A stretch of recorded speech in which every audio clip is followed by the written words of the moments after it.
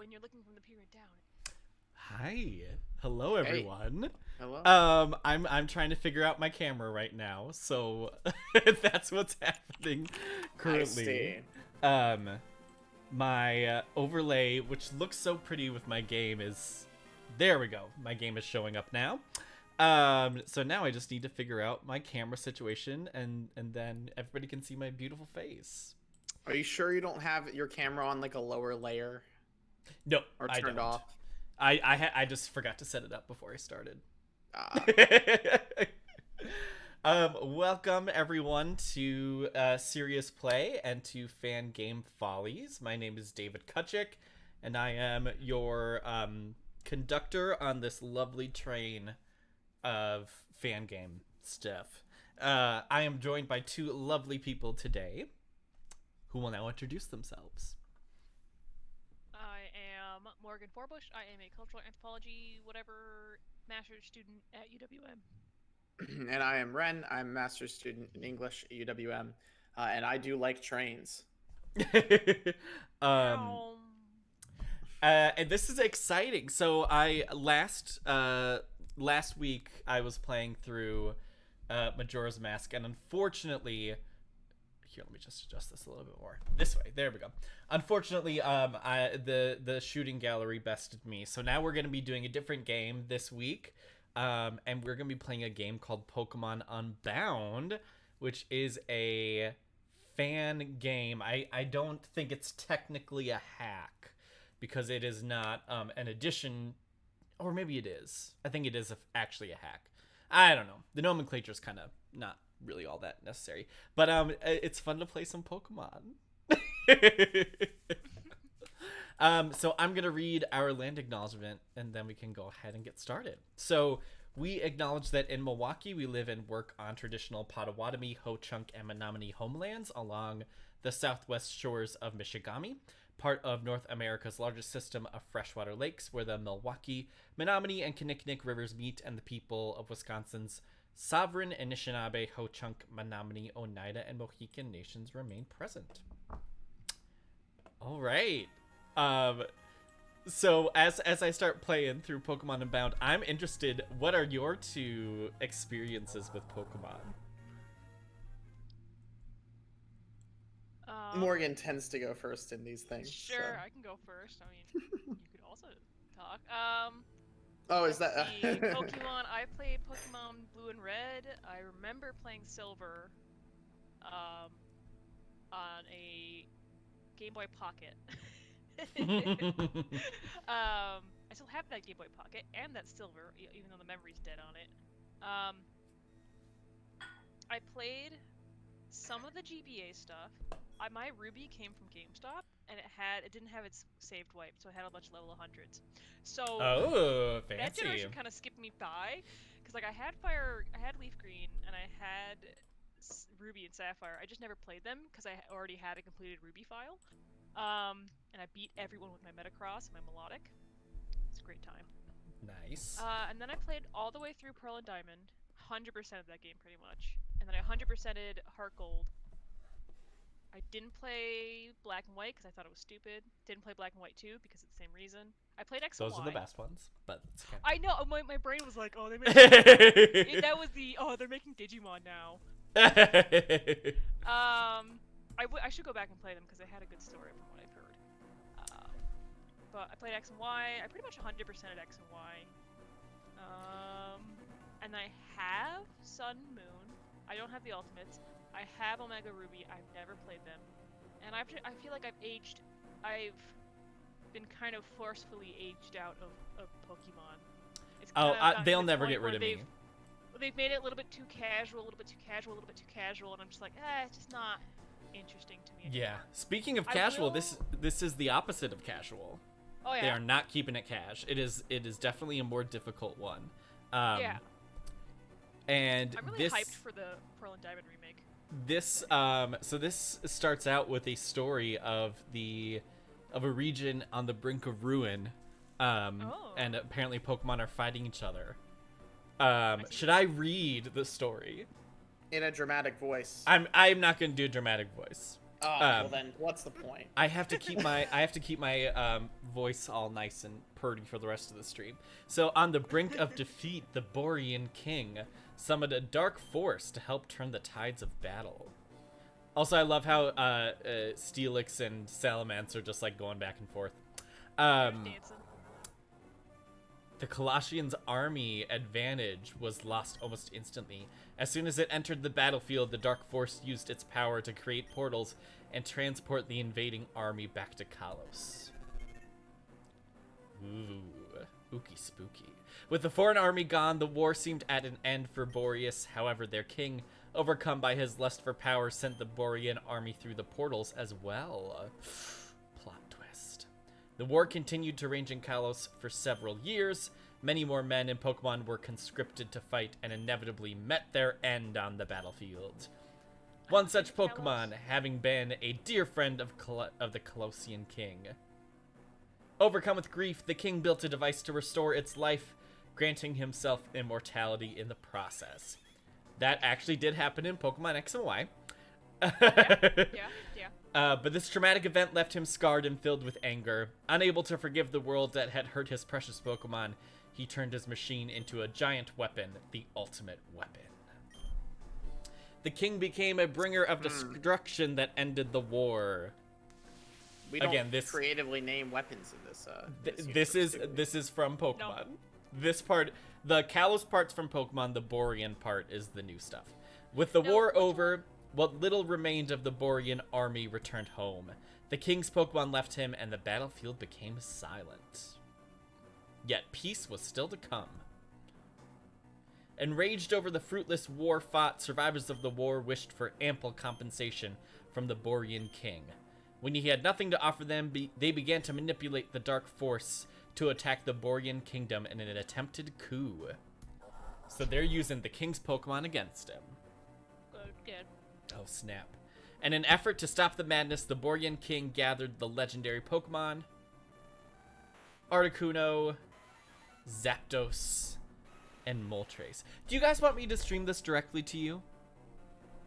If you feel that your computer can handle it, then yes. If not, then don't. I can, because this is Game Boy Advance, so it does not take a lot of Awesome. Let me tune in. Hopefully that's working for you. Using the power of the three birds combined with the plates of Arceus, the Pokemon that shaped the universe, a prison was created for the Dark Force, sealing its power. Oh, now it's like a little monkey. Okay, sweet. Yeah, it became a shadow of its former self. Oh, it looks like a Reggie, actually. Stripped of its power, it was taken in by the king and supervised by his progeny until one fateful day. So this little guy, his name is Hoopa, and this is his bound form, and the big guy was his unbound form. I'm not gonna read anything else because I don't feel like it. So is it your first time with this mod, or is this like your second run through? This is my first time. Okay. Because this is a relatively newer one. Gotcha. So I honestly, I've only played like the first maybe 2 minutes of the game, because I wanted to test it out, and that's about it. Gotcha. So I have no idea who any of these characters are. That kind of looks like Bill, to be honest. Who? Bill? Oh, I know who you're kind talking of, about. Yeah, the Bill who makes the PC. He kind of looks like that. He is my favorite character, Bill. He's like, oh yeah, Arceus, by the way, I just gotta throw this away. So I feel like this game has already done more narrative, like more of the story and the game has been dedicated to dialogue and narrative than I think any other Pokemon game to date. Oh yeah. Which I think is interesting that people feel like they need to have a very robust and new narrative. Because maybe that's not something they're getting with the regular Pokemon games. You know, there's going to be a contingent of fans that wants that kind of world building. You know, this is common in a lot of fan communities. I love this world. I want to see it expanded. I want to see what new stories can come out of it.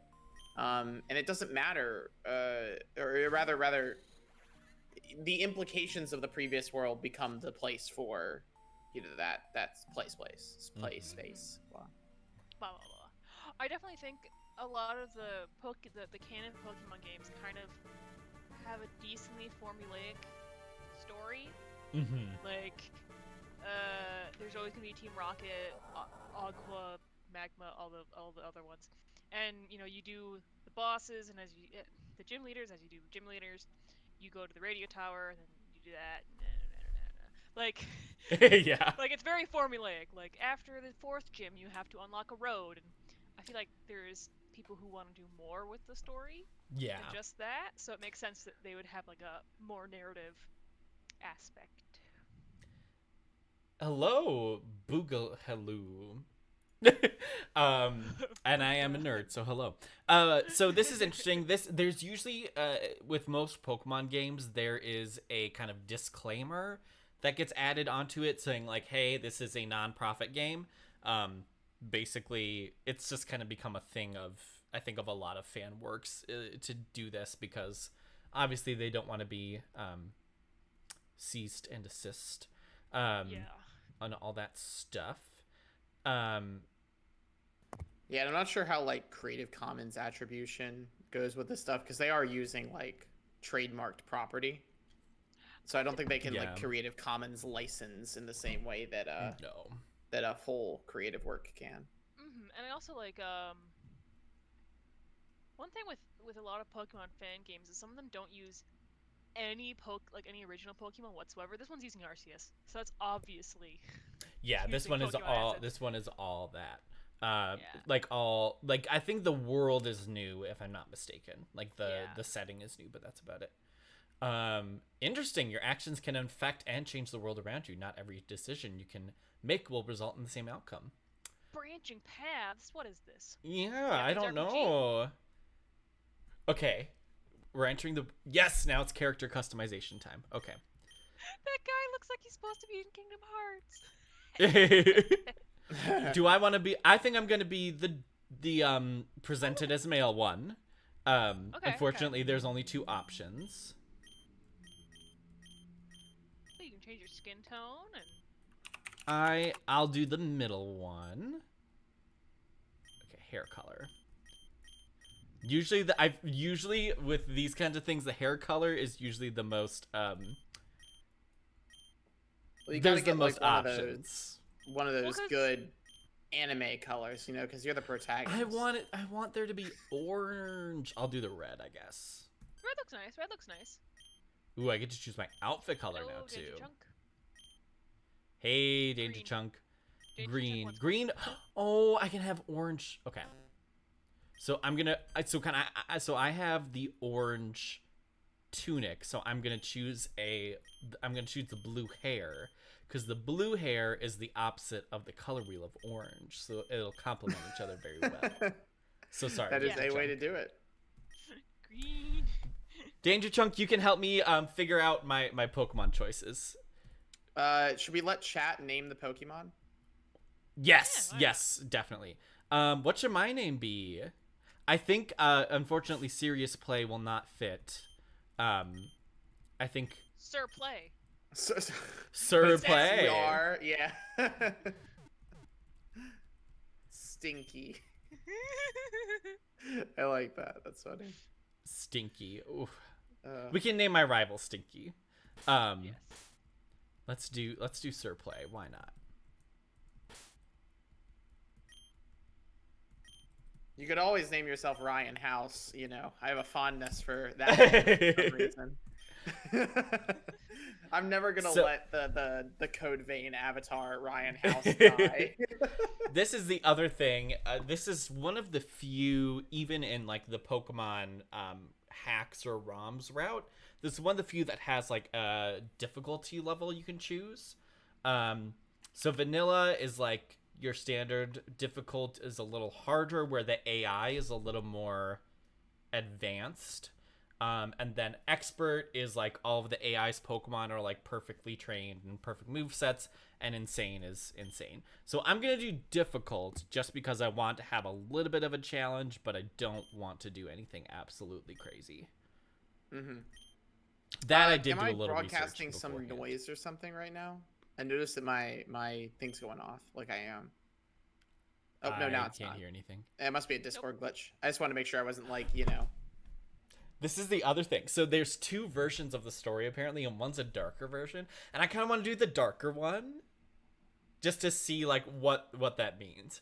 Because like even in Pokemon, when it's like supposed to be the end of the world, it never really gets all that dark, to be honest. So I'm doing the dark version. We're going to make I'm going to make a brand new dimension all for myself. I When love I it. really Oh, wanna- you captured my Pokemon. Violence and edge. Oh. Edgy. I'm an edgelord. I'm switching back and forth between the stream that we have going for us and the live stream, Mhm. so I can see what Danger Chunk's posting and all that, and so I caught that edge a little late. Uh-oh, Hoopa's doing something with me. So, am I A hone edgelord. Yes, that is correct. through the portal? Return to Monkey. What the? 2 in 1 day. Quick, scientist. What are you So standing I was around for? randomly thrown into this lab and thrown out.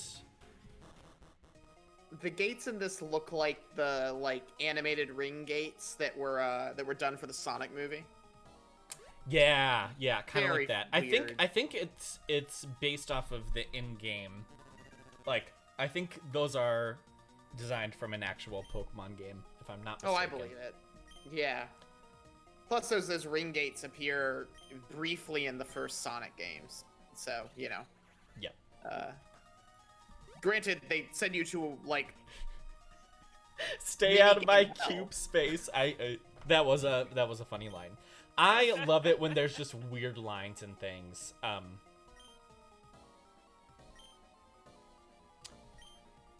Huh. He's very mad at this Hoopa.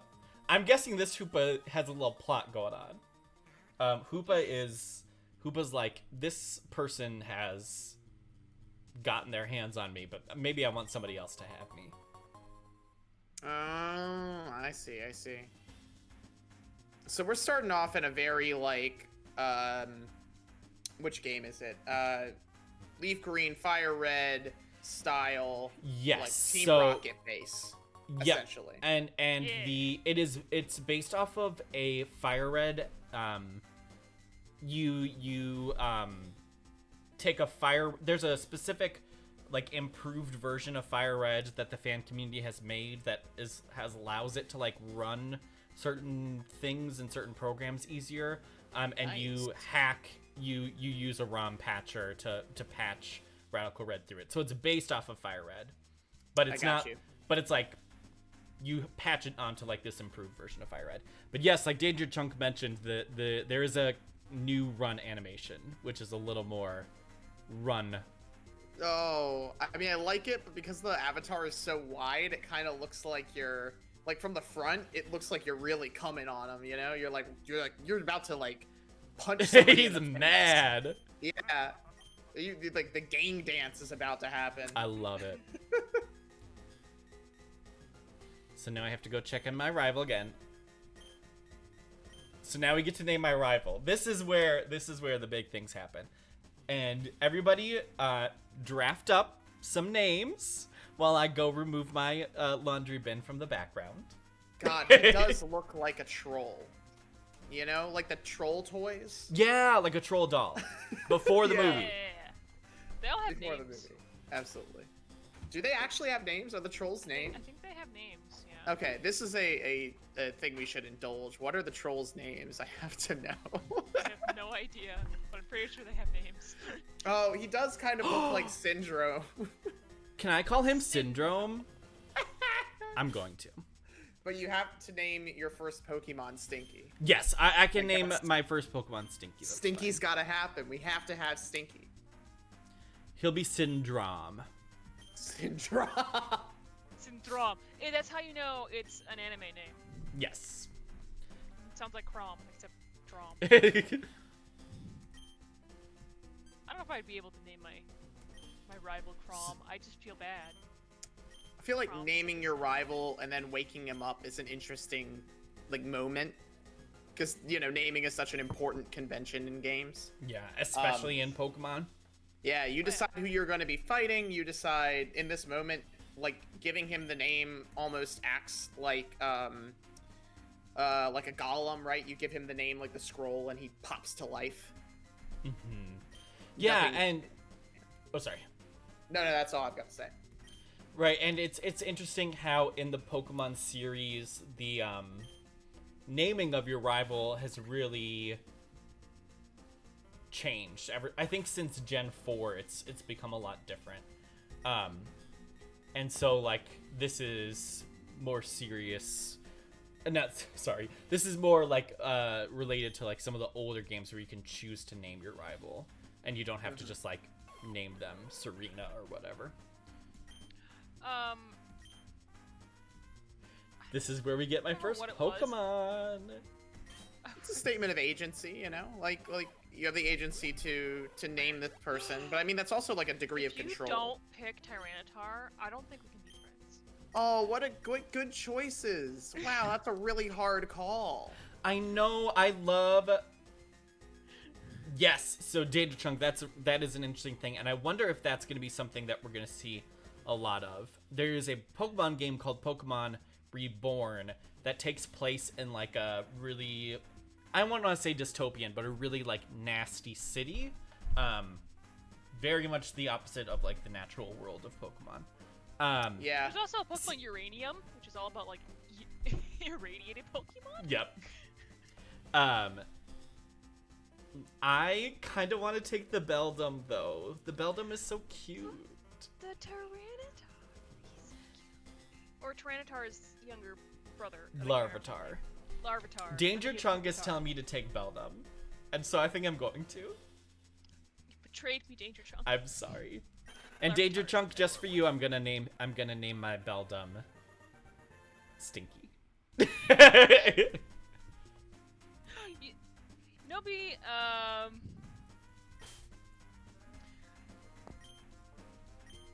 I feel like if it's harder, like all the creatures that they gave you are known for being decently strong Pokemon and good against multiple things. Oh look! Oh, poor Larvitar. You sad. Larvitar's all alone. I wonder if that Larvitar is gonna come back to get me. I have a feeling he's gonna like fight me or something.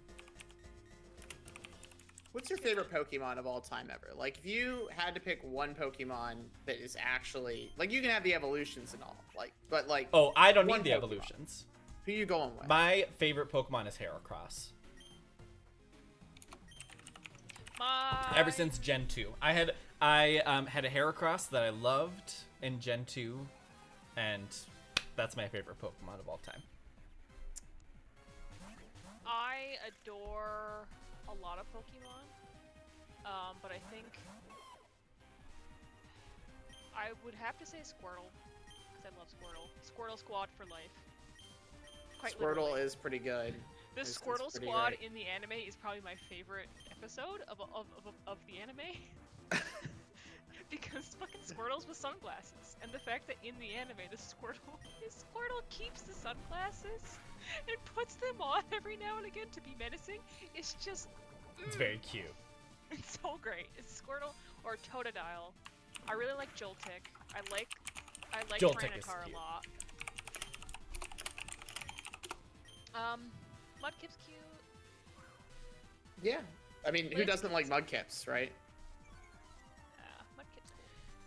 I think So like, one, Quagsire. I was just gonna say one of the things I find interesting about Pokemon games and fan games is that it often they often like adjust little things here and there to make some Pokemon more viable or like usable. So like for example, for my Beldum, usually it only learns Takedown, like, and that's the only thing it can learn ever.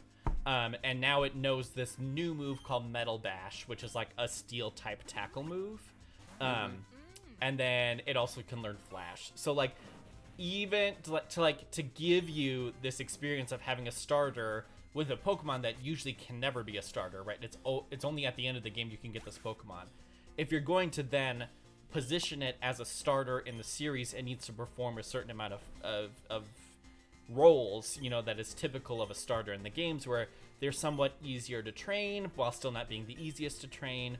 They have like quality moves you can use, and they have like utility throughout your whole Pokemon journey, right? And so you see them already having to adjust some of the things from the base game, where they have to make Beldum a little more viable as like a partner. Yeah, I mean, you need your starter Pokemon to be like in a way that you don't necessarily need for let's say, you know, other RPGs. You need your starter Pokemon to be a generalist, because of the way the game's constructed. You don't know what you're going to run into. You don't know how the player is going to behave.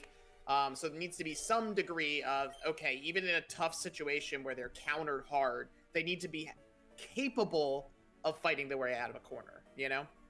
Also, yeah, Danger Chunk, this is Reddit HQ. This is Reddit HQ. Also, how dare you? Oh, sorry. I meant QHQ. Sorry. I just say that because Tentacruel, Zubat, Rattata, I hate Zigzagoon because of the same reason, where they just pop up in all of the low levels, and you're just like, I just want to get through this route. Yeah. Go away. Yeah. Yeah, I hated Zubat. I hated Zubat so much when I was a camp counselor during during Rock Band camp. I was talking about it with some kids, and they made a song called "Zubat is so cool" and sang it for me. Dude, hold on. You were Jack Black? Basically. I didn't pretty teach the rad. kids though. I was just looking over them. he was just there. But yeah, I mean, like, there are two conversations, I think, going into every direction. Like, how do you make a good starter?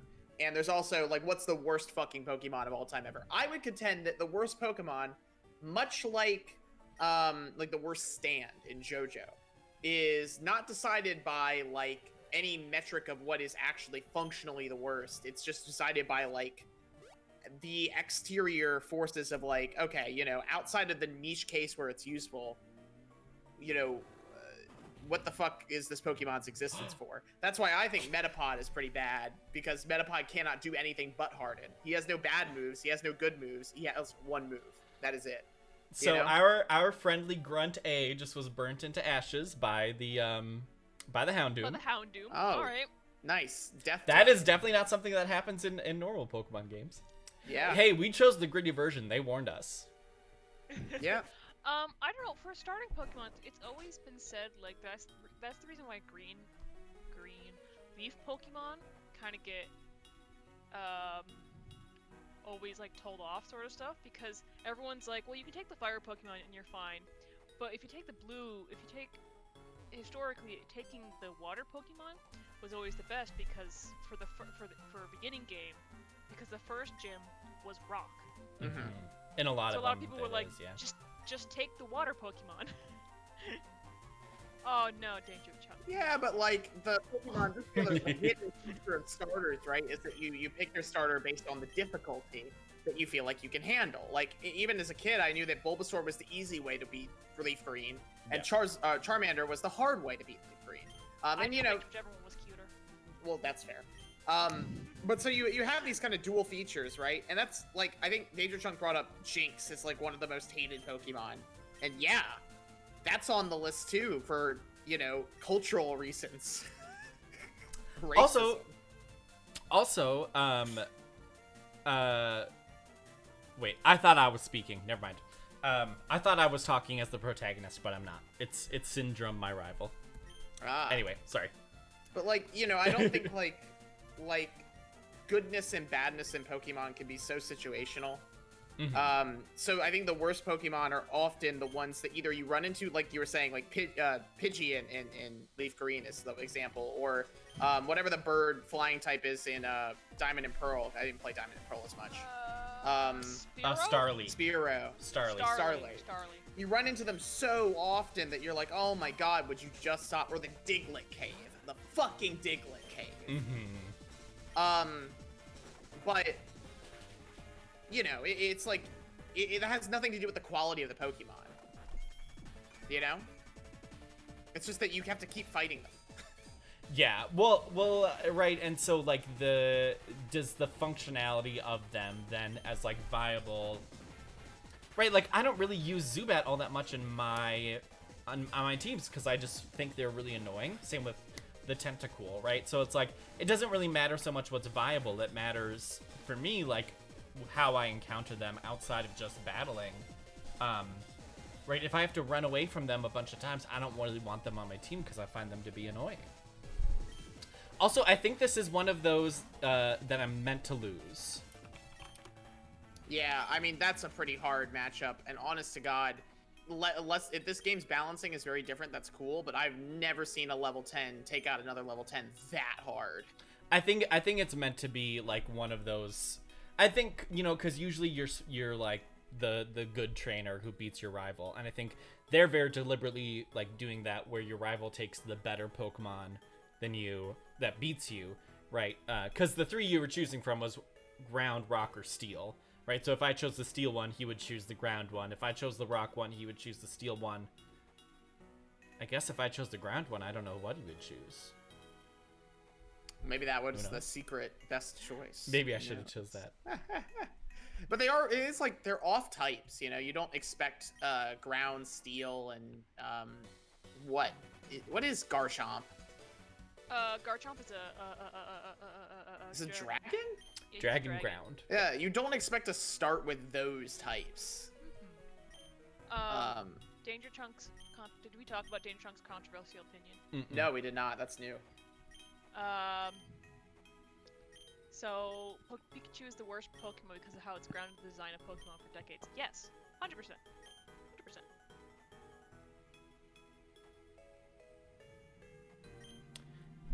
Danger Chunk, you're just being contrarian at this point. I like Pikachu, but he's right. How many electrical mice do we need? Very true. And like, there's so many electric mice because. I mean, like, yeah, oh, that's the we point. gotta There's make an electric these. rodent in every region, and like even in fan works, right? There's an electric rodent in every region because it's become a part of the Pokemon genre.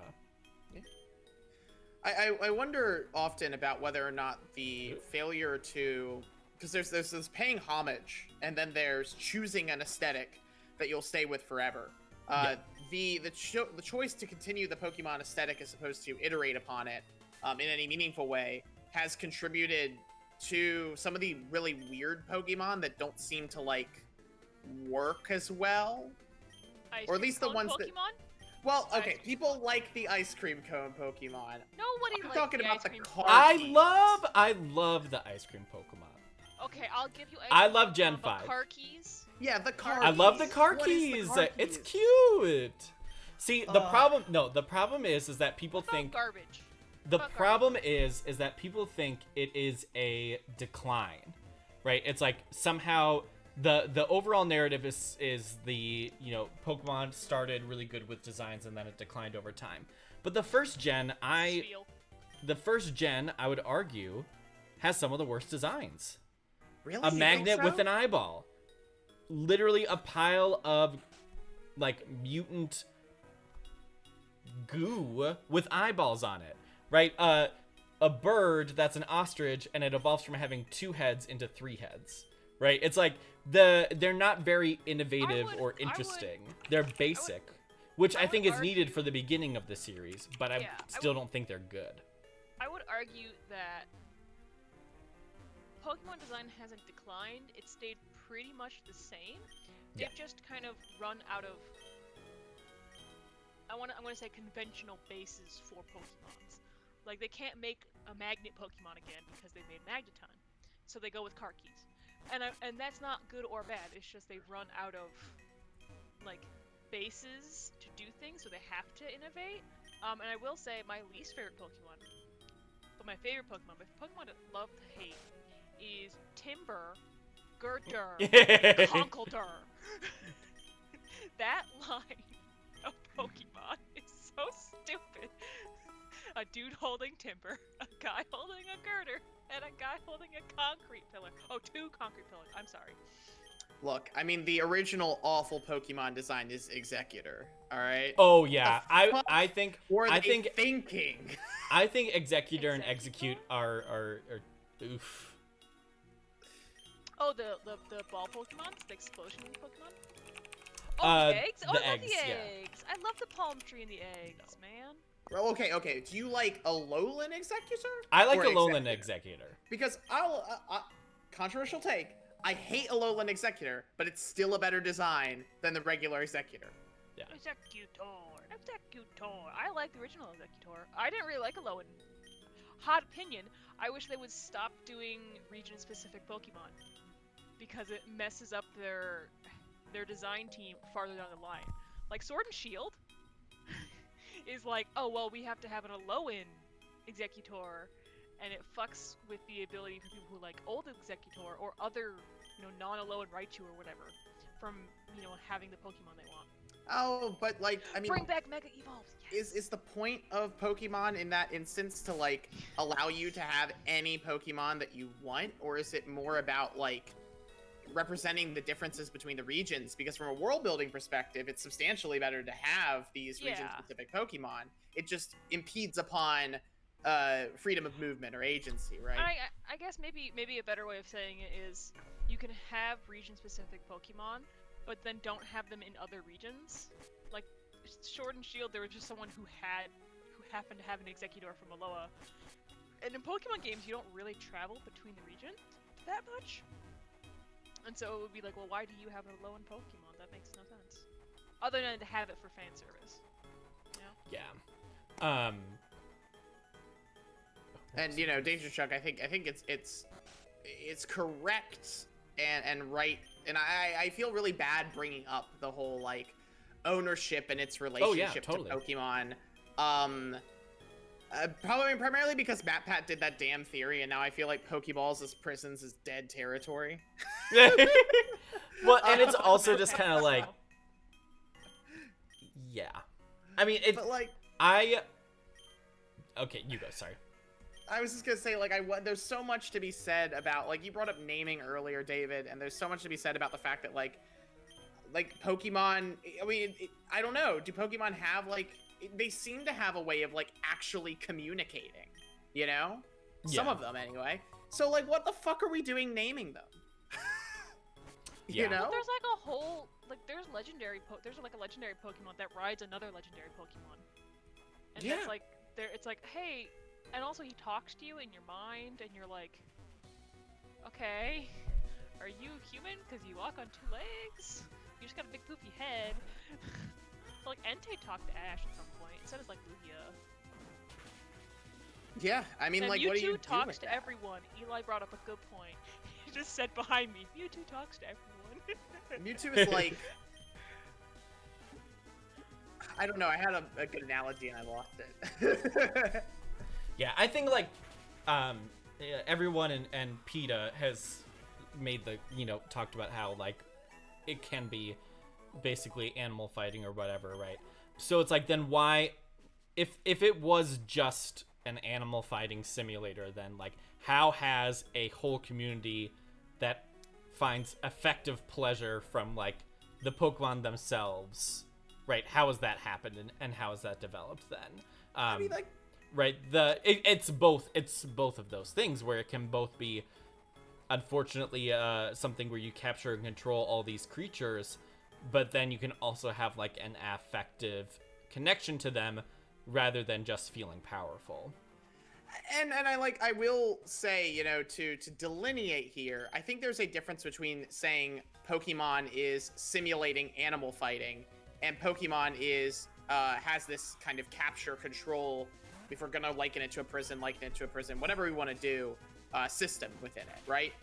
I think those are two different things. I'm not sure that I would push it so far as to say, okay, this is simulated animal fighting. Certainly there's fighting going on, so on a literal level, maybe, but like, I don't know. I'm always very anti that argument. I feel like it doesn't get us anywhere. Yeah, exactly. Yeah. More to say, there's a power structure at play here that is worth talking about, Well, it's the same reason, like,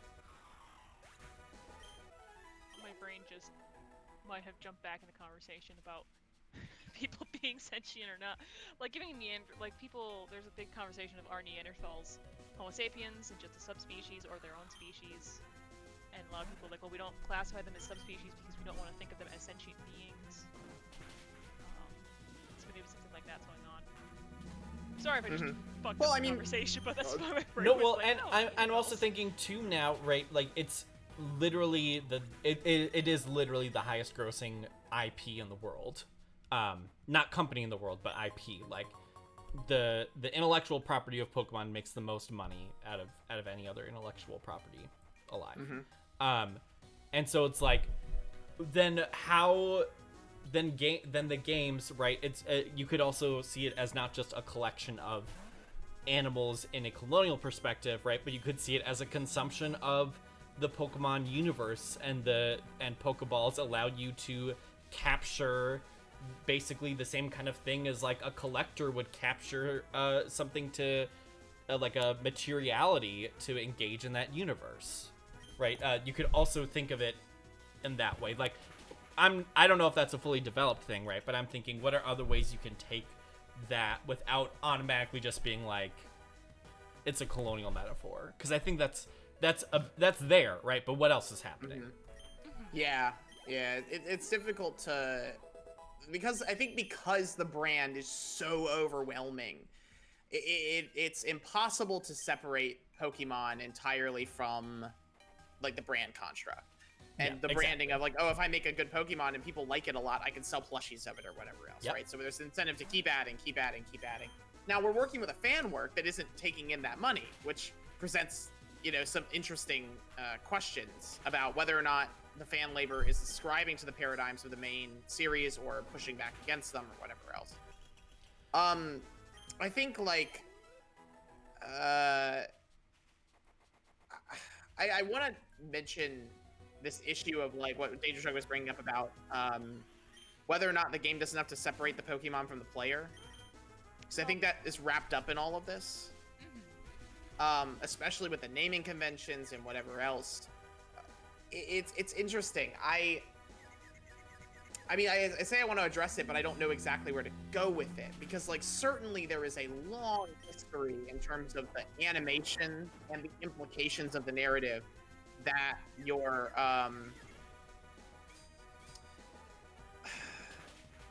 well, there's a lot of like, you know stuff, what I'm saying? I kind of get where you're going. There's a lot of stuff about like in the game, like I'm thinking of the Sandshrew episode in the original in Kanto Pokemon, where this guy has a Sandshrew and he wants the Sandshrew to be the best that he can be, and he very much lives through the Sandshrew. Same with the Raichu and like the Pokemon Academy. Pretty much everyone in the anime of Pokemon lives through their Pokemon. Like, my Pokemon are the best, that means I'm the best, and if you beat me, then my life is over. And so it kind of solidifies that Pokemon are an extension of your self, your identity. And I think in the game especially, like, you're such a non-entity. Like, the player is just there and like, oh, hey, Ash, or OC, we gotta go fight Team Rocket at the radio tower. Aight, sweet, hey, I'm Lance. But you don't really get any characterization outside of, hey, hey, you're this Pokemon. So all of your attention is spent on your Pokemon. So the whole game, you're sitting here like, oh, I gotta teach my Pokemon that, and I gotta teach my Pokemon this, and it enforces that Pokemon extension of your self-identity. Yeah, and I wonder in general just like how it lines up with other RPGs. We're kind of going all over the place now, but right, like the environment of JRPGs and how like the party, like I think there would be a different connection with it if you were just a single player who could control like up to 4 Pokemon at the same time, right? And it would be kind of like a Final Fantasy kind of thing, right? Yeah. That would be something a lot different than having like the base game be 1 Pokemon out at a time. And then that's also articulated differently when you have double Pokemon. Well, and this is different than a card game, right? Like in Hearthstone, I can put down things that I want to fight, and I have a health pool. I could be hurt.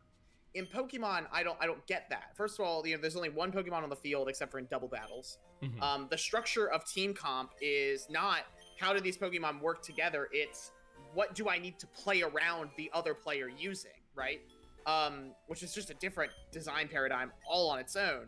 But also, I don't have health. I can't be injured. They can only take my money, So it's not where normally I would suggest, well, maybe there's an affect going on where you're caring for the Pokemon. You're saying, oh my God, you're getting too hurt. I need to pull you out and put you in. There's also a real point in that where you're resource managing. You're saying like, okay, this is my health pool spread across all these guys. And like a fighting game where I have two people I switch out to mitigate how much damage I'm taking. That's what I'm doing. I'm switching out how much damage I'm taking at any single point in my health pool. Which in the ludic sense, Pokemon have to be an extension of the self because there just are some representational components of being a human, taking damage, being able to actually affect change in a battle, etc., that are, not present in the game. Yeah. But, narratively, maybe that's a different matter. And I think, like, the narrative selling point of Pokemon for a really long time has been exactly like this kind of you're right, Morgan, living your life through your Pokemon, or in the case, like, the Pokemon that achieve sentience in Ash's journey in the anime are special, And even then, it's up to Ash to show them the right path forward. And I think that the narrative it's easy to cut off the anime and say like, oh, well, it doesn't matter. It's just the extended universe. But I think that notion is present in the games itself as well. Yeah. Yeah, it's definitely because like the games, I don't know the history. I always thought of the games as an extension of just like adding to the what you call it, the games, or the games adding to the whatever you call it. Yeah, it's a storytelling across the medium.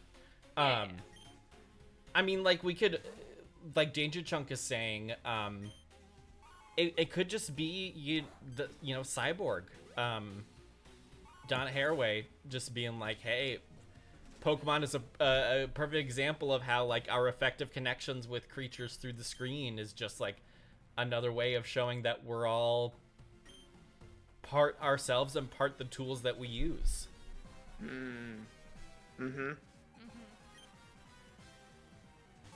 God, I love these enemy designs, actually. I think they're fantastic. They're Yeah, very basic, but they work really well. I think there is something with the cyborg theory.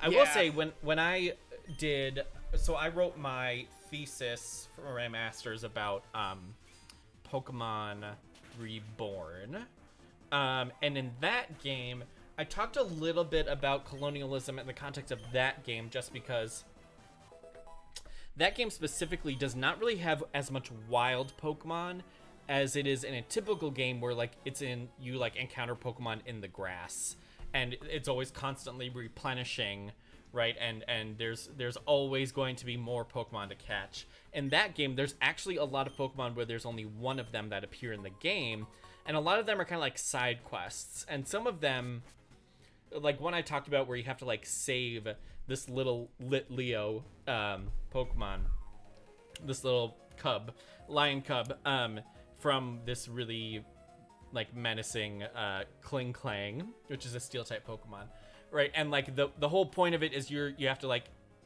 calm it down by defeating like this other Pokemon that's trying to beat it up, and then you have to track it down in the city and like give it a berry before it will become part of your team. Which you could just say like, hey, that's just like transactional or whatever, or you could look at that as, how is this operating differently from just capturing this Litleo in the wild, right? Why is it that you want to have some kind of narrative investment in it, even if it's this really infinitesimal narrative, right? Why is that your kind of MO for a lot of Pokemon and how you encounter them in that game? That's, articulated differently than it is from normal Pokemon Well, game. I think like there's a whole philosophical conversation to be had around gift giving, and like whether charity can ever be altruistic versus transactional. The right? parry. Um, The parry. Yeah, it's so easy to write off everything where something is given and pressed in a video game or any other context as transactional. But there are, I mean, I think we can as people who exist in the world experientially suggest that maybe that can be problematized in some way, you know? Yeah. It's one way to read an interaction. Yeah. I would like to think that, I mean, because like, I think in some ways, you know, this is a question for you, David. Is there a push in Pokemon fan communities to make a more ethical Pokemon game? I don't think so. I haven't, you know, spent a whole lot within the realm of sorry, I'm just going to adjust some things Go for it. just to make sure. I forget what L and R are. What are L and R? There we go. There's L and R. Okay.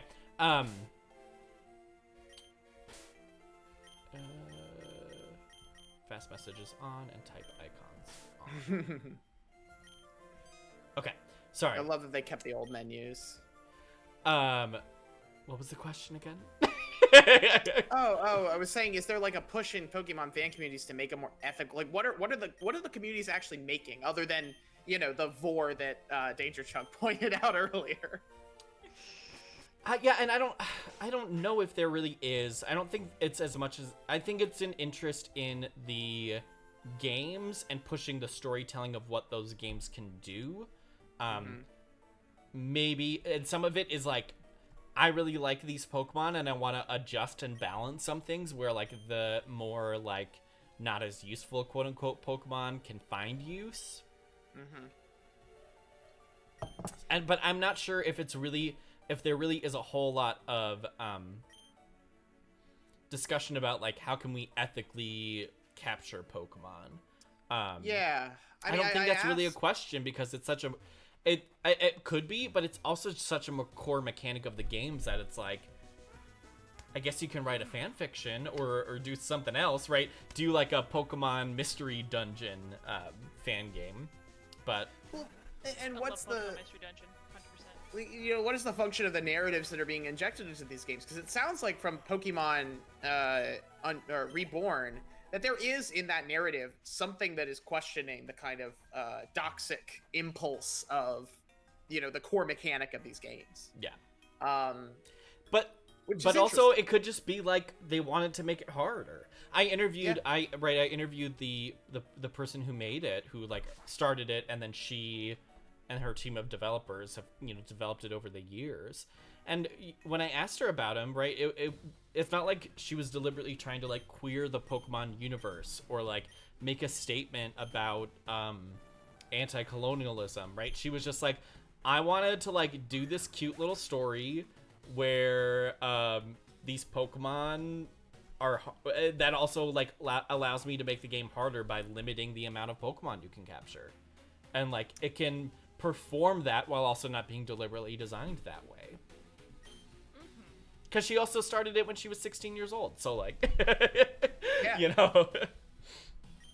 By the way, just so you guys know, it looks like Chris is going to be going live with 4C at the Council for Games and Play Studies at the end of our runtime here, so we can raid over there if you want. Yay! Sure, let's do it. Support one of our older members, or ex-members, or alumni, or whatever we call them. I don't know. Have we ever standardized any of that? Who cares? No. Yeah, it's. I think the reason it's on my mind is because the Genshin Impact fan community has been really vocal recently about the positions that the game takes on race, you know, which is not characteristic of every fan community. But it's interesting to me, you know, from my experience, especially with boycott calls in video games or related to video games, to see some kind of consciousness there. because usually any boycott is around the purchase of games, not around the representations within them. You know. Mm-hmm. So I was wondering if Pokemon was fulfilling a similar, or if the fandom is in any way, working in that particular way. I know just from Pokemon Reborn that they were working very deliberately to include LGBTQ people in it, because that's something that the Pokemon series hasn't done. And also, the person who has made it is openly a transgender woman. So she's like, I also just have like a vested interest in like putting my friends and I in there. Yeah. And that's who we are. Because a lot of the characters are based off of like friendships and things that happened in her own life. So it also depends on what part of the community you're interested in looking at. I think Pokemon has been like criticized in the community for a number of things, including race. But I don't know about fan game like communities that are dedicated specifically to making ROM hacks and fan games. I'm not completely sure. Yeah. I mean, it's always, I think, worth asking, like, what is it that, even if it's not like the thing that they think they're making, what is the outcome of like that fan labor, right? Like, I think Kyle, or excuse me, I should say Danger Chunk because I don't want to like accidentally dox our chat members. Yes. Let's hope nobody watches that part of that bot. Well, I sorry, also literally typed in my actual birthday on the stream as well, so. This is fine. But bringing up like the tendency for people to explore their sexuality through the Pokemon fandom is interesting. I mean, it's something I never did, and I don't have like, it's not something that I've ever like done with a fan community per se, but some people find that expression satisfies some need, and yeah, like there's the obvious, like, oh, I have XYZ thing I want to explore about myself, and so I'm going to do that through this game I like. But there's also an underlying like statement to be made there, and I don't know what it is I'm not going to pretend to have seen enough Pokemon 4 to know what that is, but there is something there. Let's not look at it. Yeah, let's not. Big reviewers, do not go Google Pokemon 4. No. I will just acknowledge it as a part of fan culture and oh, I'm sorry, Danger Chuck. No, but it's like, oh, sorry, Morgan, well, you can go. So like at the same time, like I remember like fan culture. One of the things for Pokemon is it's a bunch. Like a lot of the fan labor for Pokemon is like fan art of these Pokemon of Pokemon people that you only see really in pixel form.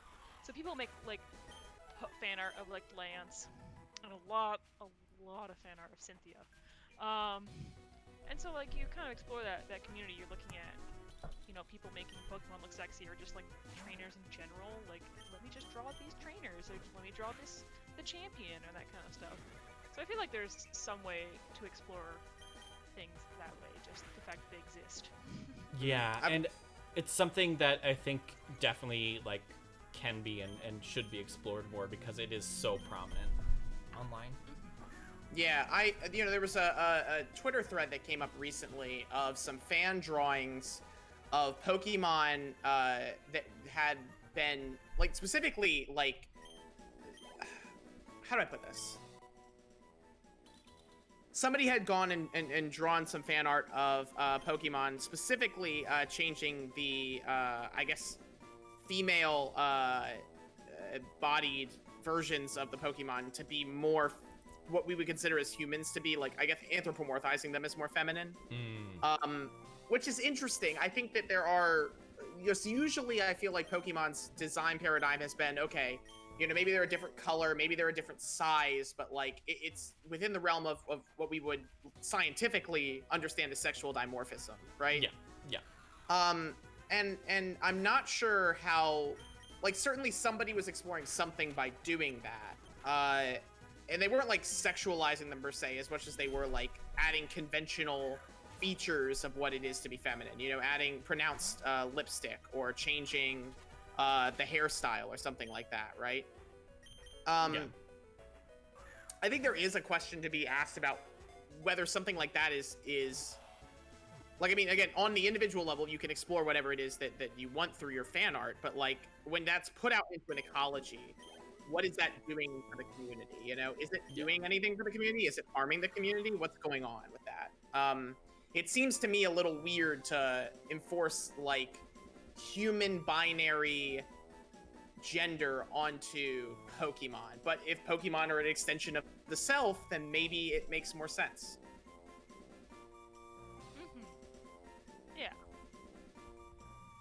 I don't know if that makes sense. I hope it does.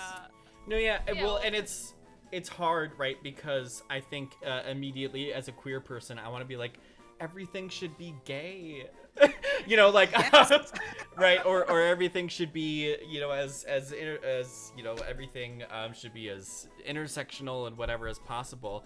But it's also like if we're going to allow queer people to express their sexuality through this as well, then how do we also negotiate that with also like acknowledging that straight people have a sexuality? That's a hard thing to deal with, right? And I don't think there's any one like clear answer. Yeah. But yeah, I tried to explore a little bit with my thesis about queerness in Pokemon, but obviously it's such a huge fan environment online that I can't write about it even for, you know, 180 pages and capture everything. I don't know what to name this. I'm just gonna name her Lana, and we're gonna call it Snort. good. Alright.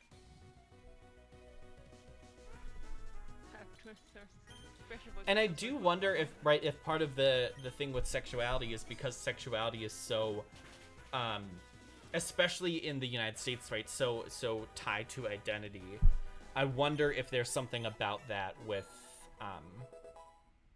like the appropriating new Pokemon, you know, as like your team of 6, right, or maybe like if you think of the Pokemon as extension of the human player, right, 6 different personalities that can come into battle. I don't know.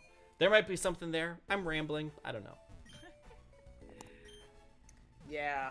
I mean, I think we've got an interesting beat here with talking about, like, what is the connection between the player through the avatar to the Pokemon, you know? Yeah. And I guess that's the other thing, is does the avatar exist in Pokemon? Because, like, or is it something that, like, it's there functionally as a game object, but your brain just kind of elides past it? You know?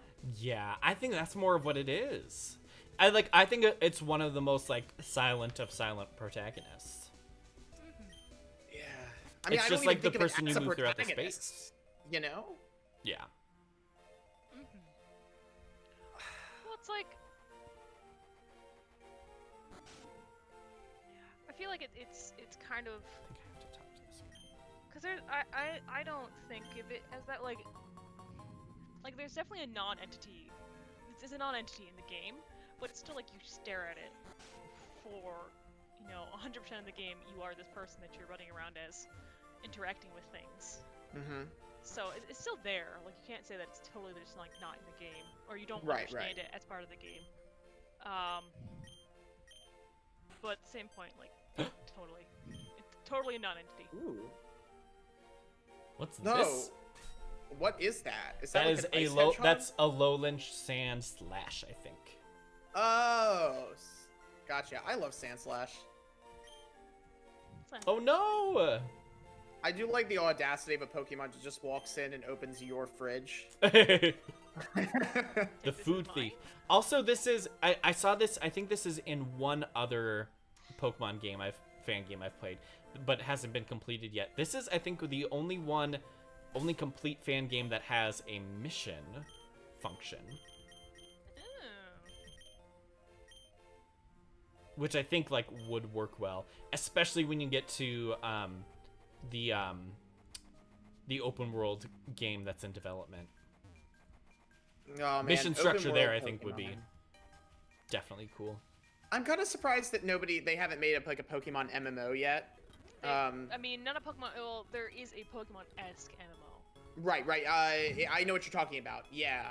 Actually, that'd be an interesting game to play. I've heard that it's like, actually, to be fair, the only thing I've heard about it is people being angry that it rips off Pokemon. I haven't heard anything except that the beta was surprisingly good and stable. That's cool. That's literally all I've heard about it. Is that it's just the beta was surprisingly stable, and then nobody else talked about it.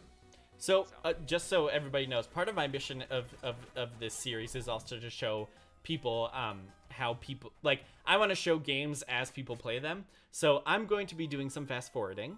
So just keep that in mind. I don't know if there are people that have like seizures or stuff like that, right? Just be careful if you need to be. That's one thing that I very much love about the series is that we've all kind of, the people in this chat have like launched through Serious Play. Is that between you and Morgan, there's a real emphasis on not like just, oh, I'm going to show you this MMO, but like I'm going to go around and like point out the bits that people are using. Where are they active? You know? I totally. When I was playing, you guys weren't there when I was playing, but I was like hanging around the Klingon planet, and the Klingon planet in Star Trek is where the newest expansion came out, and there was just like a bunch of people hanging out. I got invited to a fleet, and I'm like, there's so many people around here, I'm going to leave. I also, I don't like Roggenrola because its hole is an ear. Wait, what? It's an ear. Oh. It has no face. Okay. Hey, you know, some people just don't need faces, man. Damn, Oh wait, I'm supposed to look at this? Okay. That's a choice. How does it eat? Does it eat? Is it like, no. Does it like eat by walking? Oh. Well, I guess it's a rock. It just bonks itself against rocks and then eats the rocks. Yeah. Oh. Speaking of my arch nemesis here. Zubat. Zubat. What if you get stuck in its ear? Ah! Yeah. Yeah, what if it like somebody throws a rock into its ear? Like that would just be really, that just doesn't seem like an evolutionarily positive trait, you know? No, I think it's supposed to be like, this is just a rock that has some sentience to it. I think is like what they're trying to emphasize. I don't mean to be too like weird about this thing. I mean, I know I'm functionally aware that there are lots of animals that have evolved with questionable traits, like the entirety of the koala bear. Yeah. Does anybody know Braille? I do not. I know some sign language, but I do not know Braille. I do not. Do you want to open that up though? I want to like, I can read it for you. I can pull up a letter by letter. I see, and I'm not sure with the oh, it's just 2 lines. Yeah, Duh. It's probably lines the on top and something. bottom. The let me use my letter frequency skills to do this as quickly as possible. Play ARGs, kids. Yes, it's the and then the last letter of the second one is E. That's a what is this word? Is it, wait, what? Oh, no, I've got that wrong. The okay. Sorry, I'm gonna be here for a moment. No, it's okay. The place, is that right? No, because that would be, it could be the plate. It might be the plate. The yeah, that would make plate. sense. Yes, the plate. It's probably the plate is. The plate is the. Yes, is next, and is the, and then that is a E again. Hey, that letter frequency is coming in a little handy. I'm doing this a little faster than I would otherwise do. The plate is. Wait, hold on. Is that right? Okay. The plate is the.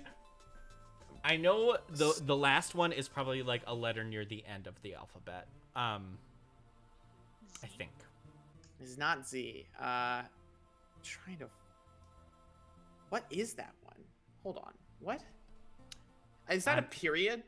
That might be a period. It might be a period, yeah. That's entirely possible. Let's just ignore it and move on. Yes, it's the plate is the key. That's the translation. Plate is the key. Yes. I don't have a key. Okay, we'll come back to this, I guess. I like Braille. That's a good puzzle. Get me to learn Braille, you know? That's fun. I do not have a plate, unfortunately. Maybe I get a plate?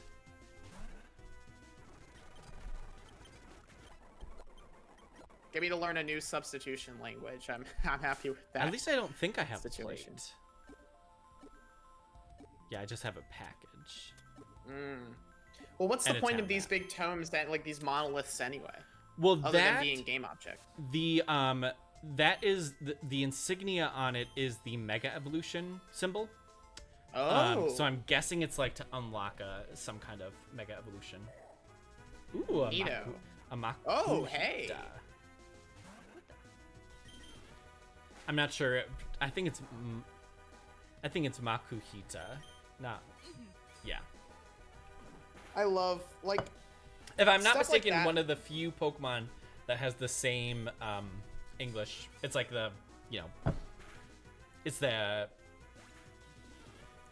our letter version of Makuhita from Japan. Hey, Stinky's getting leveled up. Stinky's is I wonder because it's a starter Pokemon if it like has adjusted, if they've like adjusted its level up, like if it's easier to level it up, if they've adjusted when it evolves, that kind of stuff. I wonder. Here it comes. Oh, it's such a cool design. I love it. Can you capture it? I don't know. We will see. Right now, I'm just gonna up its or lower its accuracy so it can't hit me. Fair move.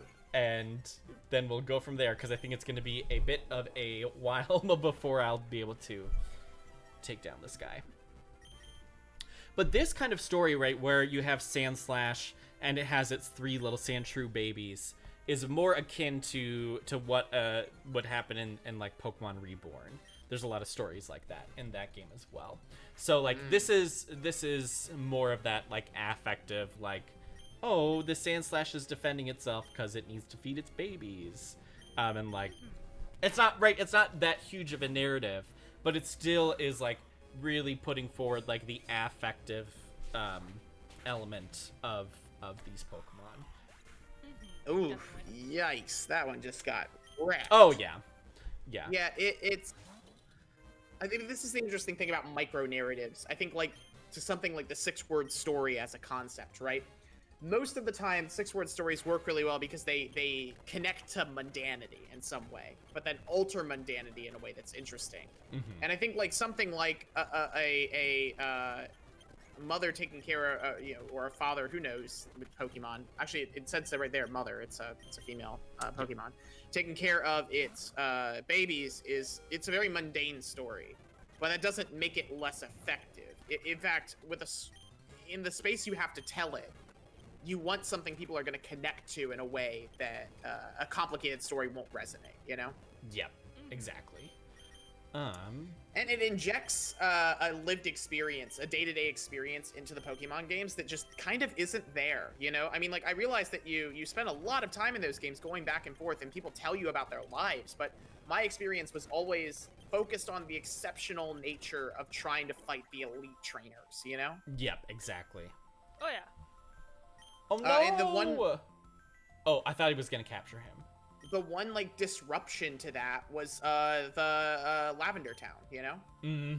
Definitely. And that disruption is, like, the most memorable thing that has happened in any Pokemon game for me, other than the Team Rocket base where everybody gets around by spinning really fast.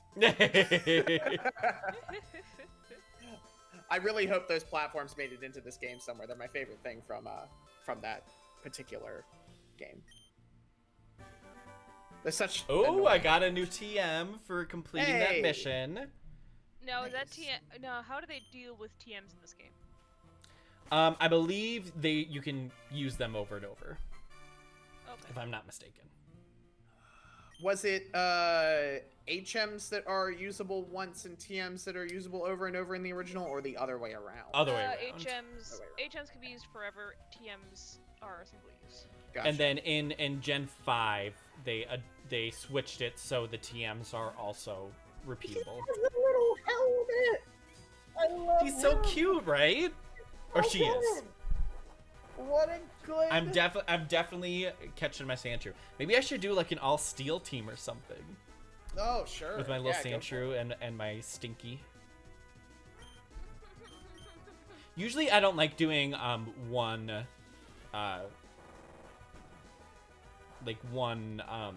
type teams. I like getting as much variety as possible. I just think that's another fun thing I like playing about Pokemon games is that like even if I have like the same challenges placed in front of me, right, there's so much variety in terms of like who my main party can be that I can like really switch up how I play the game, right? And what kind of Pokemon I include in my journey. God, it's so cute. It's such a good Oops. Pokemon. I mean, I forgot to original name it. Sandshrew was top tier, just in the way it was designed too. So I'm not surprised, you know. Yeah. Yeah. I think like Sandshrew and Beedrill were mainstays of my Pokemon Green experience, no matter how many times I played that game. See, it's interesting. I never used Sandslash, ever. Just because, Really? like, well, and I didn't really play. I like the original games, but they're so buggy that like probably after like Ruby came out and I got Fire Red Leaf Green, I played them for a while, and then I didn't want to go back to the originals, obviously, because they were much an improvement. Oh yeah, yeah. But then after that, I was just kind of like I liked some of the older or newer ones better, I guess. Sure. Everyone always feels like everyone really likes Emerald, and I've never played Emerald. Ooh, Emerald's fun. Emerald has a really nice end game. Yeah, I've never really done it. I've never played Emerald, but a lot of people really like it. And I mean, there's something to be said about the fact that they stopped doing third games. I think Platinum was the last one. Yeah, so what they did for Black 2 and White 2 is they did Black 2 and White 2 instead of a third game. And then in X and then Y, they they did, didn't like, do a Ultra Sun third game at all. Whatever. Yep. Yeah, so I think Platinum was the last where it was just like the third game. And a lot Yeah. of people really like Platinum, and it's like, because I feel like it kind of does the thing where what the fan games do is that they actually like play with the story instead of it being like kind of cookie cutter. They mess with it a little bit. They, are blending two stories together or telling a different story. Yeah, and even though you have like maybe an evil team, it's a little different, right? Like this evil team, like they've already killed someone with Yeah, a Houndoom, higher stakes. right? So Yeah, and I feel like they definitely have lost something with not doing third Oh, games it's instead of Theo. doing. so cute. Yeah, instead of doing Yeah, instead of being, sequels within instead of doing third games. Yeah. and especially because like Pokemon is one of those series that has had a fandom consistently for over 20 years, but still has maintained like the primary base of like kids as its main focus, right? So then you have a whole bunch of adults who enjoy the series, particularly the mechanics of the series, right? But then the narrative is deliberately not designed for them, not as an exclusionary tactic, but like it is a children's series, right? Yeah, it kind of goes back to the fact that I've effectively aged out of Pokemon, and it's just not a game for me anymore because it is a children's game, and I just don't find enjoyment. I can't find enjoyment out of playing Pokemon because I don't really do Nuzlocke challenges and stuff. Yeah, and that's right. That's another way that some people try to do it, where, and actually, Pokemon challenges. I see you. You're trying to steal my fan base, because I started a stream and then all of a sudden the most popular Nuzlocker of all time starts a stream at 4 o'clock at the same time. Very suspicious. I'd love to see. I know there's already been some talk about looking for good crossover between fan game Follies Yes, and yes, and please. I would love to see you guys go toe to toe in a Nuzlocke. I think it's I mean, it's such an interesting thing that like challenge Pokemon is kind of you know, it's not even. It's like it's speedrunning light. That's what it is. It's how can I get through this game faster or better than you? And then when we get to the predetermined point, when we fight each other, who wins? Yes. You know? And love that and that's a Danger thing. Chunk, I'm gonna win.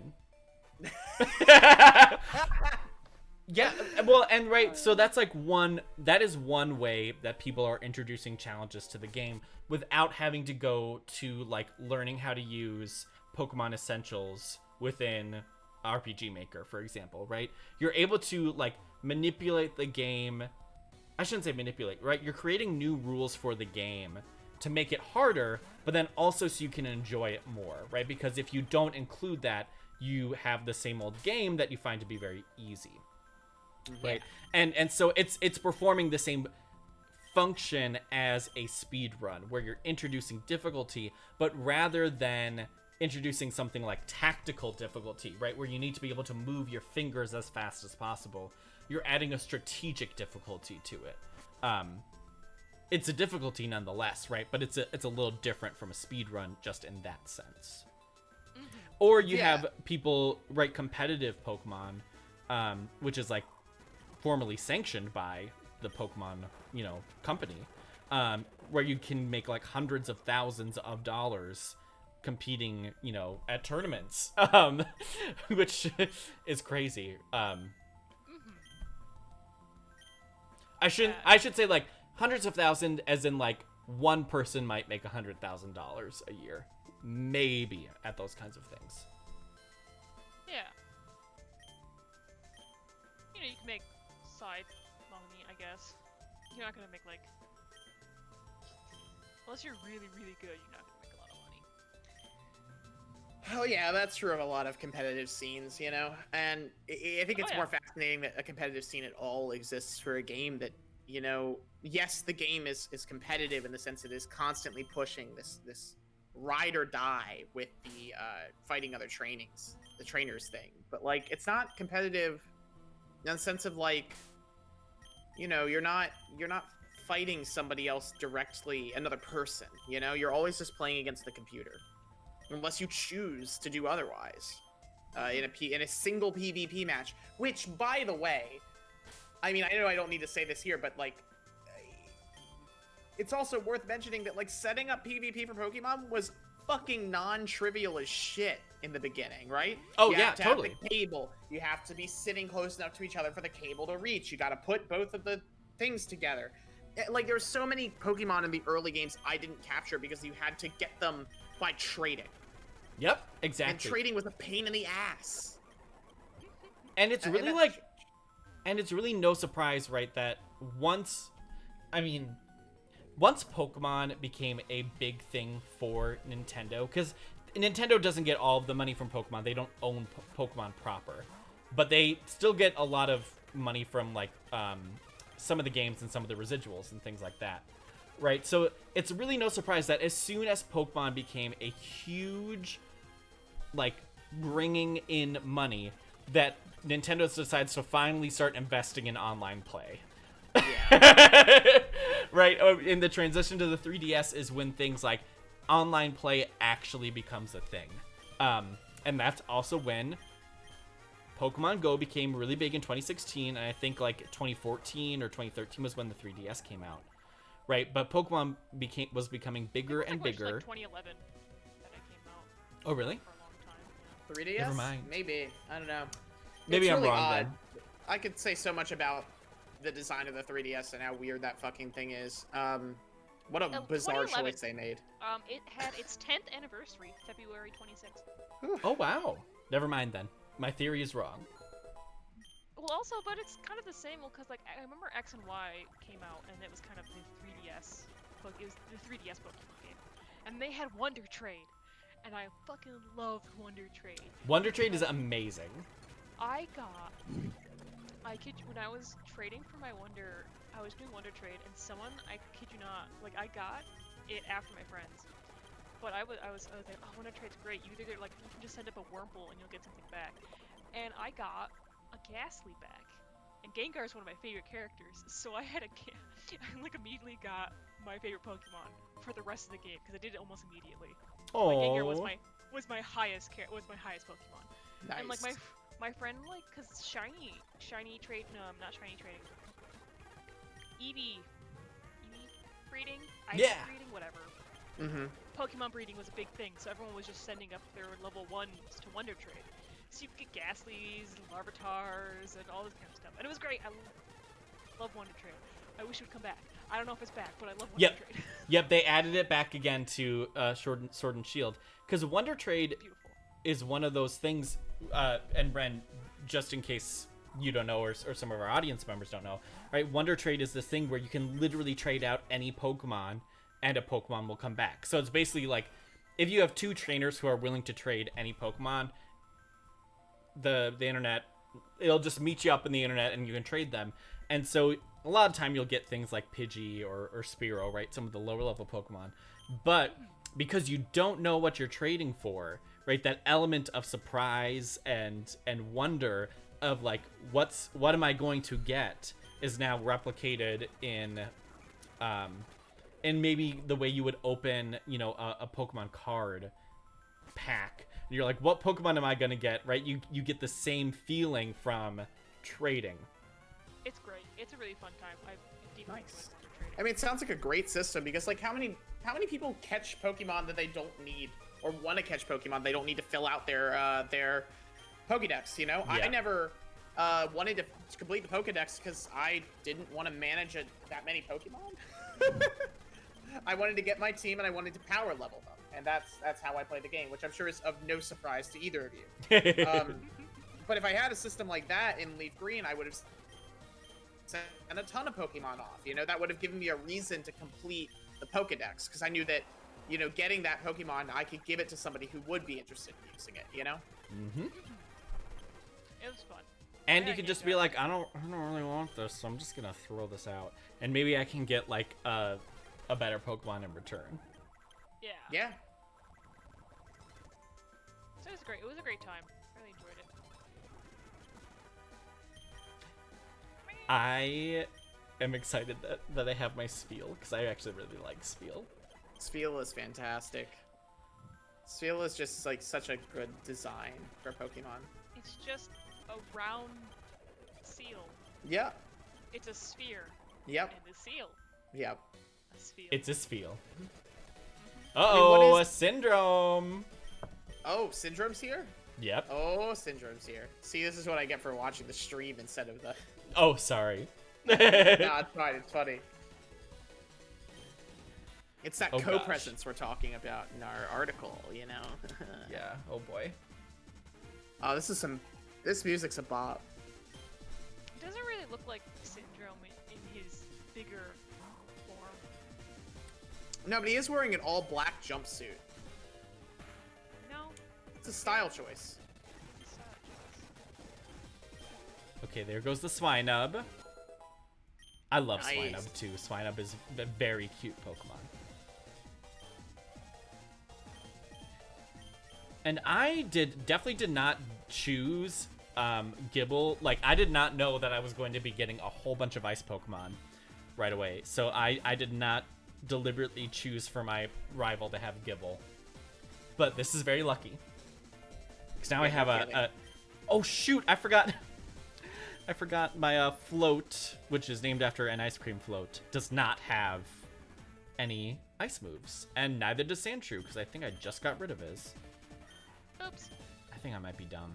That's okay. Oh. So we're going to do a little switch in. Unfortunately, I think I'm going to have to sack off one of my Pokemon. You got missed on both of them, actually. So you don't even have to switch if you don't want to. Oh, well, you already did, so... This is what I get for being seconds behind. Ugh. Yeah, my What am I- computer is not the best. Whoopsie. When you're streaming on Discord, it's fine. My delay on Twitch streams is like 30 seconds. Yeah, mine's bad. It's really bad. I don't know why. My Twitch stream delays are actively terrible. So it's good that we do the Discord stream, because then I can actually be part of the conversation, because delay. Yeah, I know that not everybody's computer is going to be able to handle that, but I think that as much as we can, it is going to be better to stream it to Discord and to Twitch, you know? Yeah. Or to stream things to Discord and then capture the Discord and send that out to Twitch. But in order to do that, we really need to nitro boost our server a couple times. Yeah. It's gonna become Oh a gosh. question of So price. apparently, my first gym battle loves to use sleep powder, so I might need to use those chesto berries. Yikes. I believe in you, David. You can do this. I should check to see if I have any side quests I need to do. I don't think so. I have the Pokedexes, but I don't need to worry about that. Okay. Yeah, unless any of the Pokemon are, like, locked behind. Like, you have to get them at a certain point in the game. There's Yeah. no reason to worry about Yeah, that. and for me, I like, some people love to do like the collection part of it, and for me, it's just like I just like playing through it. Oh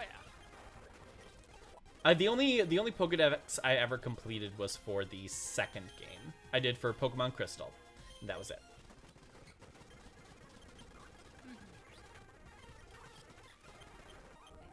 For me, I never really completed Pokedex. I was never really interested. I wanted to just run around and do stuff. Same. Fair. I mean, why not have, like, if you're gonna play a game, have fun, you know? Like, maybe that's Oh, yeah. a revolutionary, you know, a revolutionary take, but, like, or rather, you know, not just have fun, but go in for a reason and you know, fulfill that. And somehow. play it how you want to play it, right? I do Yeah. think that's also one of the things that is really something that the fan community around Pokemon has done well, is they've really found different ways to engage with the Pokemon games in a way where the different styles of play are all very easily attainable and doable in some way. So like with Yeah. ROMs, for example, right? If I just want to play through the game, I don't really care about the narrative, I just want to play through it, I can just put in a ROM and like speed it up 3 times, you know, and I don't need to worry about any of the cutscenes or any of that, right? I can just speed through it and have a quick, enjoyable journey. Or if I want a more story-oriented one, right, I can download one of these mods. Or if I want to make it easier to catch more Pokemon, I can download a mod, or I can just play the base game, right, and play that how I want to. There's a lot of variety with the styles of play with it, which I think is good. Yeah, I don't I don't hedge my bets on many generalisms, but like the one that I retain and stand by is that games that are popular do one of 2 things. They're either great experiences or they're great environments for metagames. Mm-hmm. And it just so happens that Pokemon is kind of both. Yeah? Yeah.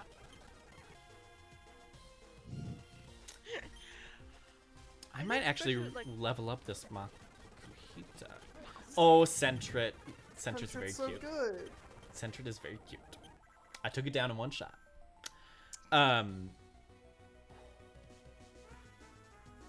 So Ren, I think since we're talking about meta games and one of the recommendations for me for my little project was about metalepsis. Mm-hmm. I don't know how to think about those loading screens for Persona, because I don't think they're meta in the sense, like, I think they're meant to be experienced as part of the world itself.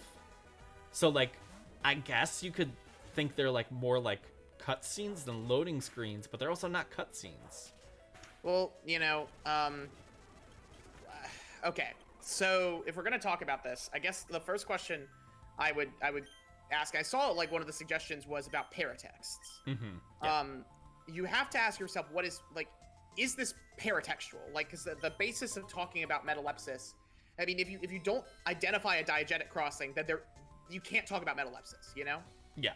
Which So- I don't want to go full into the information studies part of it, but I was wondering what you were thinking, just about Well, it I in mean, general.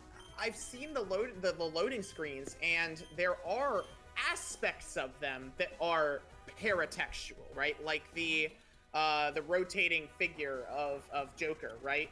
That's not meant to be understood as diegetic in any sense of the word. right? Yeah. The visualization of the knife hitting the board over the city, right?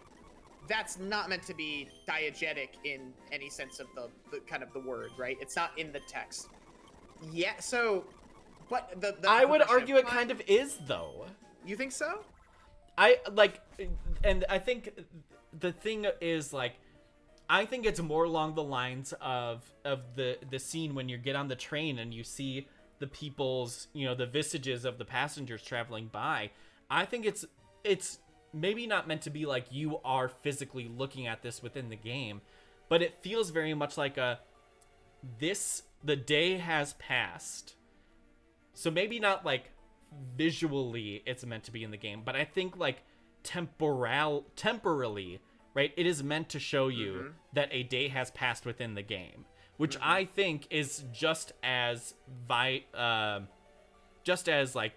valid of a way of engaging the player in the narrative directly as a visual narrative arc in that as well. To me. Yes. No, I absolutely agree. And that's what I was going to say is like, when we're talking about diegetic levels, the question is, you know, where does something exist relative to the text itself, right? Yeah. And so while going through the subway and seeing these figures is, I think, a diegetic thing in the sense of like, this is meant to be experienced by the character, you know? Yeah. It's these moments of in the interstitials that are representative that I think you have to like where the question starts coming in, because the thing about Persona, and this is why I'm not sure paratexts are the way to go, is that 90% of the stuff in these interstitials is in some way, shape, or form, you know, experienced by the character within the narrative, right? Yeah. I think you can make a case for the knife on the like time moving forward as being like representative of how Joker is conceptualizing making the step into the next day, right? So maybe that's not maybe that isn't a paratext, but so that's why I'm questioning whether the application of metalepsis is necessary here, right? Yeah, because and I'm not sure that it is metaleptic, you know? Yeah, and that's what I was thinking too, because like a lot of those are both, they're there, you know, to take the place of a blank screen when things are loading, right? So they perform a function within the code, right? And they're not solely set decoration. But in a way, it's like they if you like, I don't know, they're a part of the narrative. Like, I just think they are. And I was talking with Thomas about this on Wednesday, and like it like really constructs the position of Joker in comparison to the city, I think. And so I would argue it is a narrative function of communicating that relationship. And what is, well, and this is not to say paratext cannot serve a narrative function, right? The appearance of the title Ghost World all over the comic Ghost World has a narrative implication, despite being distinctly metaleptic. It's the presence of a paratext diegetic within the text itself. Yeah. But with the particulars of Persona, I mean, we're living in this, or it exists in this space where you can't just say because something's characterizing the world that it's not part of the text itself. You know, Gotcha. that doesn't track. But what does track about Persona is the as far as being paratextual, or maybe what we would call like a narration space, even depending on how you conceptualize the diegetic bounds of a game, because you know, traditional narratology will not allow for certain interactive text to function properly. And that's where you get into like complications of what is metalepsis and what isn't metalepsis. But like the menu system, right? In Pokemon, which, you know, just to use this as an example, the menus are clearly kind of an AR that's placed on top of the game world. The Pokemon can't see them, the trainer can't see them. They are not, there's metalepsis happening if you consider the combination of menu and game as metalepsis. I don't. I think that's probably expanding the definition too much. So, you know, there's a boundary, right? The boundary is the layering on the screen. In Persona, that boundary is erased. The menus are part of the character. You know, Yeah. they expand from the character. They grow out. You choose those actions. Sometimes, if I recall correctly, especially with Persona's emphasis on scanner type characters that can tell you about the battlefield, the immunities, weaknesses, these sorts of gamic objects become textual to the game. So Persona mingles these things all the time. But that doesn't mean that the world is a paradox. It just means that there are these ludo textual things that exist in maybe a narrative space, maybe, you know, another diegetic level, regardless of what we would call that diegetic level, that are commingling. So when you see like the take your time, take your heart thing, that recalls the calling card, right?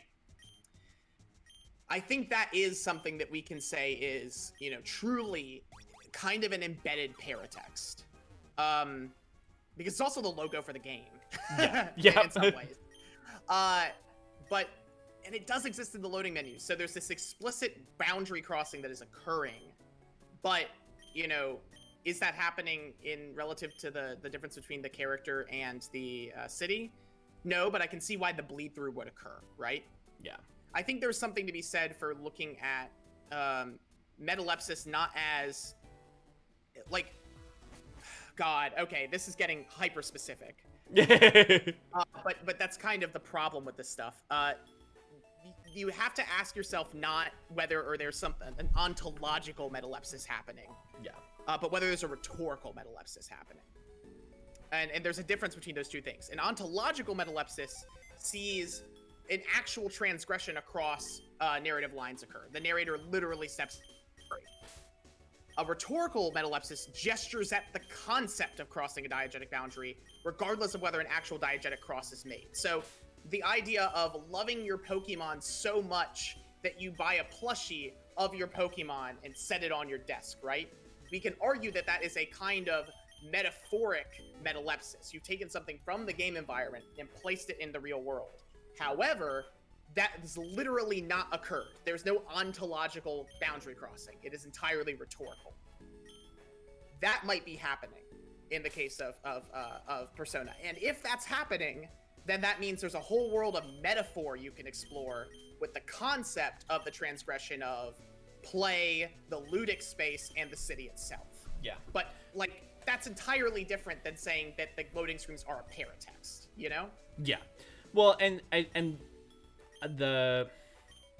this is something else that makes it harder too, that the narrative of the characters are that they can, particularly Joker, is that they can see what is occurring beyond the bounds of normal perception within the city environment, right? So, like, even though Joker is an outsider of Tokyo, right, he is able, in a multi-mediated fashion, right, he is able to see the city either through, like, using his special skill, his sense skill, right, or navigating across spaces where it appears no time has passed, right?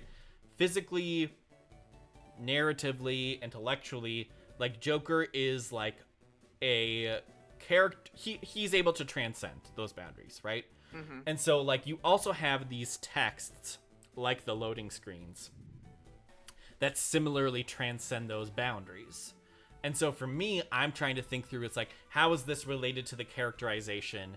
And then how is this related to the player? And then why? And then, like, how is that even more complicated when you have, like, Tokyo is an actual space, and the decision to place the emphasis of Tokyo on Shibuya, right, comes with its own host of topics of discussion as well. So I'm trying to figure out what exactly I want to focus on here, because even though I'm only talking about loading screens, it's a very rich subject. Sure, and Joker's transgression across boundaries might be metaleptic, right? If he's able to see things that exist in the gamic space that don't exist in the actual text of the game meaningfully, or that there's a artificial boundary being created, right, inside the game text where something is being placed hierarchically above or below something else, then maybe, you know, like as in an embedded text, then there may be some sort of metalepsis that he is able to do, and that I think reflects a sort of power, right? And we could talk about like, you know, diegesis and liminality, right? And what is a palace? Is a palace an embedded text? I think there's a metaphor to be made there about the palaces being small game environments that exist within the larger game. And that moving into them themselves and being able to see them is an act of transgression, an act of boundary crossing, a metaleptic act. And I would argue, right, especially for Persona, it is it's a hyper-mediated environment, and like the ability to transcend those boundaries it's a hyper-mediated thing. Like it comes from the ability to, and I think then I'm also thinking about like that relates to Tokyo and Shibuya in particular, because Tokyo is a hyper-mediated space, right? It's the Times Square of Tokyo, and like I'm just thinking about all that stuff, and I'm trying to figure out what I want to say about it, but yeah, and I don't mean to, or I shouldn't even say that. I think you'll get more mileage out of boundary crossing, liminality, rhetorical concepts that are not literal boundary, like not the literalness of like stepping into an embedded text and presenting that structural argument. I think you'll get more mileage out of saying, especially with the loading screens, that, you know, actually, you might get mileage out of noting the palaces as embedded text. If you were able to make that argument, then it would cement the like that sets up an interesting space for Tokyo itself and its existence, right? Because it posits that that's the primary text, not the RPG that's like you beating up monsters, but living your life. Yeah. And like what that means. And I think that's like an interesting metaphor. It's also only one way of looking at this, right? I mean, it doesn't go into start talking about the cognitive spaces that's being going on, or the structures of power, you know, that you can get more out of talking about liminality than you can just talking about like transgression and what transgression from a diegetic standpoint matters. I think there is something to be said for trying to establish the hierarchy of text that exists within Persona. But if your specific interests are in the loading screens, outside of the rhetorical power that the metaphor of metalepsis provides, I don't actually think that that's the best way to talk about that space. It's not how I would go about it, is what I'm trying to say. I agree. Yeah, and Thomas told me that the Disserto might be very helpful here.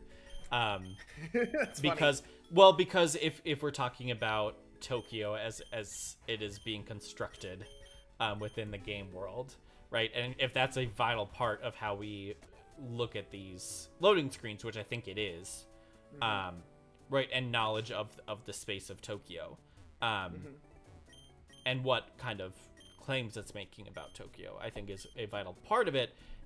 Thomas is like, Disserto should be right up your alley then. So yeah, hopefully this works. You have to ask yourself sometimes with games in general, and this is, I just want to, for anybody who's listened to this conversation and been like, well, you know, this is great and all, but like, what does it do for me? You have to ask yourself with games in general is, oh, it's got a Game Boy. Sorry. Yes, it's very cute. It's very cute. You know, games are interesting. They reject a lot of the categorization that's early to narratology, because narratology was so focused on books, so focused on films, in the new media space. And there's a sort of the interactivity component muds the waters up of what you consider to be a diegetic boundary a lot. And so I think if you're, you know, from a structural perspective, if that's interesting to somebody who's looking into games, I mean, this is the value of cybertext theory, right? Instead of playing with metalepsis, you can play with a variable, right? Like something like access. How much of the game text is accessible to the player at any given point in time? On a single run, how much of the text are they allowed to see? How much of the text are they not allowed to see? And for Joker, if we're taking that from the standpoint of using it as a metaphor for Joker's power, right? His ability to access a larger amount of information, a larger amount of control than any other character in the game, including the gods, says a lot about the character's position. Yeah, right, and yeah, that is all good stuff. I don't want to respond to that because that's more cogent than anything I'm gonna come up with. Well, I mean, we can just start talking about a theory that you're more at home in, and I'll sound like an idiot. So we can start talking about anthropology, and Morgan will kick both of our asses. Sure. So we have about 5 minutes left before we head over. What exciting event are we plugging? Well, we were thinking about. I was saying we could jump over to, with our tiny amount of viewers, Chris, who is currently streaming. I'm not really sure what he's streaming for C's. I don't know actually. It's a Q&A session apparently. I don't know with him. Ooh, apparently he's chairing the Council for Games and Play Studies. So. Okay. Congratulations, Chris. Should we head over there then? I mean, we can, yeah. Or does it end at 6? No, it starts at 6. Oh, okay. So I don't know how to do a raid. I will see what I can figure out. I might be able to do it from my end. Morgan, did you end up raiding the other day? Oh, I did a jank raid. I just posted it in the chat, and I went go over there and support them because I didn't know how to do it. And I was like, I didn't want to work on doing it and eat into the time, so I'm like, here's the link, go and look at it. And Hard Cell was like, jank raid, let's go. I figured out how to raid. I could just click the raid button on the stream manager. But I'm doing it, I don't know how to do it in Streamlabs, so. I don't think you can in Streamlabs. Oh. Oh, or you can, but it's like buried in the menu. All the more important to fix that, Streamlabs. Where are you at? I bet there is a way to raid, but I'm gonna be too lazy to look at it. Actually, let me go to the little question thing. So you raid and then turn off your stream. So you don't do stuff on your channel. That's not the raiding. Yeah, I'd love to revisit the conversation about game structure with Pokemon later, because I think it's a much easier text to have that conversation with. Oh yeah. Not to say that it's like, that it's simple, but it's to say that it's not like trying to be transgressive. Yes. You know? Yes, exactly. Yeah. So I think I can do it on my end. I can start a raid on my end. That's good. Because I just have to type /raid and then the name. Awesome. We're figuring it out. We're becoming lead streamer people. We gotta are they live our yet? academic stream. No, yes, they're live, but they're in like a before their stream begins moment. Okay. Then we'll wait a little bit until they're officially. I was so sad. So help, I beat the game. You must be Greninja. I am a novice, that is true. I am a new player. Yep. But we're just ending, unfortunately, so all of your beautiful information will be falling on deaf ears soon. We'll be here next week, though. I will be here next week from 4 to 6, though. From 4 to 6, I will be here on Thursday. I might stream more this weekend if I'm feeling up for it, though. Oh, yeah. Just don't get in the way of my special, David. Nah, I'm joking. Oh, right. Maybe I can do that, too. Yes, we're playing Catastrophe. Well, we're not playing Catastrophe Curse 64. We're engaging with it. We're engaging with Catastrophe Curse 64. I don't know. If we can play it, we can play it. There might actually... I don't know how playable they've gotten the Unity executable for that game. It's a really weird ARG, man. I was so sad, though, and Greninja67, I'm not sure if you're a streamer, or you have streamed before. I'm trying to find, like, a stream add-on where that's like Pokelink. I don't know if you've streamed before, but there are some like widgets you can add that'll like auto track the Pokemon that are in your party, and they'll get like nice little cute little insignias and everything. But because Pokemon Unbound is a fan mod that you patch onto an existing game, right? Pokelink, the one I was using, does not work with it. So that's what I was trying to do last night, and unfortunately it did not work. So now I just have this little Pokemon Unbound thing on the left-hand side of the screen. You could just do it manually, where you just... Yeah. I'm too lazy. Should we do our raid now? We could, yeah. I mean, if we don't have anything else to say, I see no reason not to. They do have 2 minutes before they start. Okay, should I just Gives them time to go get a drink and stuff, so go for it. Yeah. Okay. So so what's their name? It is capital CPGS, lowercase at, capital CCCC. Wait, just a second. Say it again. That is a long. Capital CPGS, lowercase at, capital CCCC. Sorry, can you do it once more? What if I put it in the CPG Discord is it chat for you? CPGS at CCCC? Yes, yes. Okay. yes. I was like, you could just Oh, put it that apparently that wasn't a valid username. Let's try this again. Do you want me to just do it from my end? No, I want to learn how to do it. We got this. We're professional streamers. I am a professional streamer. Oh, hey, they have a Discord now? Dude, I'm joining. Hell yeah. Oh, I'm gonna join that too. Hell yeah, I love that. It's telling me it's an invalid username. All right, I'll just do it from my end and Yeah, we'll figure just it do out it later. at your end. All right, guys, raid Raid time. time of. Starting the raid Doing the thing. with the 3 people. And Raid time and of shadows. It's Raid Shadow Legends. I will. we're gonna raid it now. I think did it work? Yes. Awesome. So, yeah, there we go. All right, I will end my. Should I end my stream then? Yes, you can end your stream. All right, bye everyone.